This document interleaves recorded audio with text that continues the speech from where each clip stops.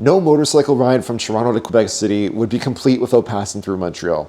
It's a beautiful city, a cultural hub, a perfect blend of old and new, and let's be real, how often do you get to ride your motorcycle to one of the most unique cities in all of North America? Today I'll be riding from Brockville to Montreal and meeting up with someone special when I get there. As I'm getting ready to leave Brockville, my plan isn't set in stone yet for today because I'm not sure if the weather will really be on my side for this ride. But yesterday's rain means I already spent 2 days here in Brockville, so I am just itching to pack up my bike and get back on the road. Alright, day 3. Goodbye, Brockville. You've been good to me. I will miss you, but I'm very, very excited to be heading to Montreal finally today. Weather is cloudy, but dry, so we'll take it. The ride out of Brockville is cloud covered and I know the rain is coming, so I skipped town to rush without even having breakfast. So when my gas light comes on pretty early into my ride today, I'm not even bothered because I know my body could use some fuel just as much as this BMW GS could. For some reason, it took 6 minutes for me to get one donut and a water bottle, and I noticed this girl's pants look like she kicked the shit out of a grizzly bear. And before long, karma catches up to me for making fun of her ripped jeans and it starts to drizzle. So along the way, it was clear, then it drizzled, then it was sunny and beautiful. And do you ever have those moments on your motorcycle when you're riding and everything is just perfect and you feel really grateful to be there in the moment, just you and your bike, living your best life? Well, that was me, and of course...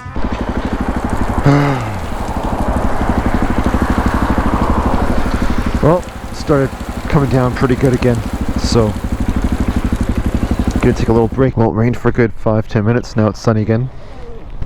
Not too sure what to make of that. I checked the radar. Apparently that's what I can expect all the way to Montreal. So I'm a little frustrated, not because of the weather, but because today I'm just I'm putting a lot of time to make very, very little progress. I'm still only in Morrisburg.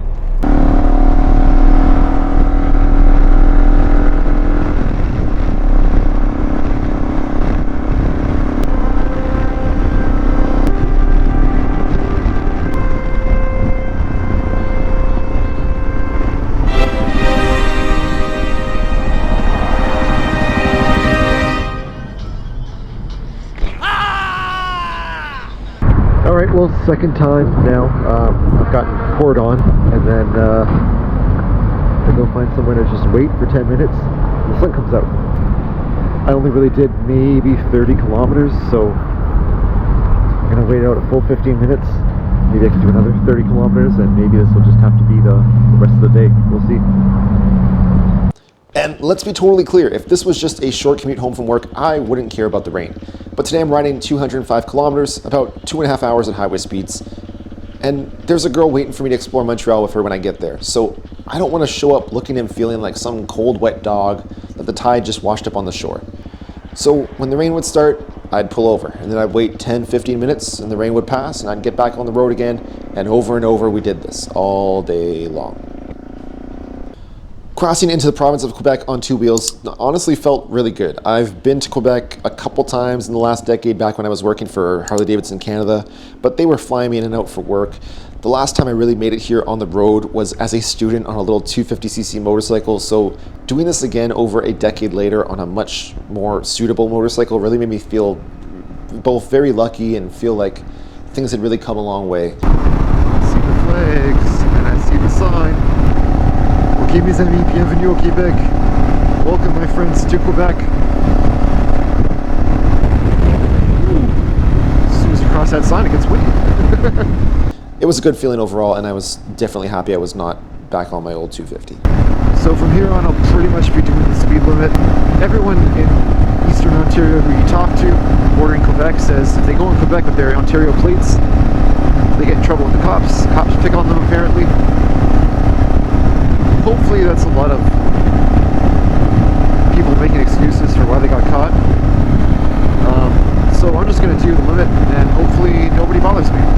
Anyway, by the time I was done waiting out all of the on-again, off-again rain, I was arriving just in time for Montreal's afternoon traffic. And a lot of you guys warned me about Montreal traffic, but I gotta say, as a Toronto native, it wasn't great, it wasn't fun, but it wasn't that bad. Montreal has just over half the population of Toronto, so while, yeah, it definitely gets thick over there, it's not the endless thickness that Toronto has.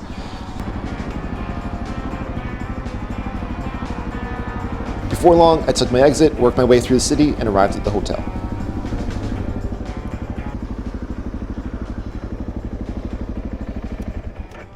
All right, so in the hotel suite, all checked in. Sam's here, she arrived from the airport. We are adapting to Montreal because it's very interesting. So for example, the homeless person outside the hotel, he asks you first in French if you have any money, because he says he needs money. You don't answer him, so he asks you if you speak English, and then you say yes. And then he asks you in English, do you have any money? Because I need money. And you say no. And in Sam's case, you want to finish that thought? Sure. He took e-transfers. Yeah, he said, if you don't have any cash, that's okay. I take e-transfer. So yeah, whatever. From that point, it was time to explore Montreal, an almost 400-year-old city that combines old and new in good harmony. Montreal is the largest French-speaking city anywhere in the world, second only to Paris itself. About 70% of people here in Montreal will speak French, 60% speak both French and English, and about 10% of Montrealers even speak 3 languages. To say culture shines through the city is an understatement. Montreal has the most restaurants per capita anywhere in the world, second to only New York City. And fun fact, Canada has had 4 capitals before Ottawa. I will be passing through all of them on this trip, so hit subscribe if you want to see them. And for 5 years, Montreal was actually the capital of Canada. That's something I didn't know before this trip. From Canada's early history through the 1970s or so, Montreal was also the country's biggest city in terms of both population and just sheer economic power. At that point, Toronto would start seeing a huge boom and slowly pull ahead, but that's another story.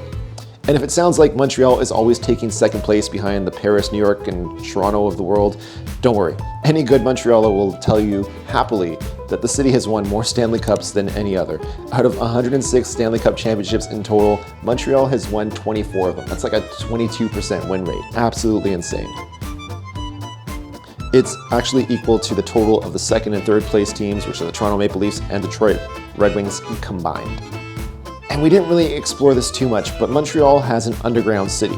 I don't know how it ranks compared to other cities in the world, but it's a series of tunnels that spans 32 kilometers or about 20 miles, and it connects pedestrians to over 2,000 shops, restaurants, hotels, subways, universities, you name it, without having to brace fierce outside summer heat or freezing winter.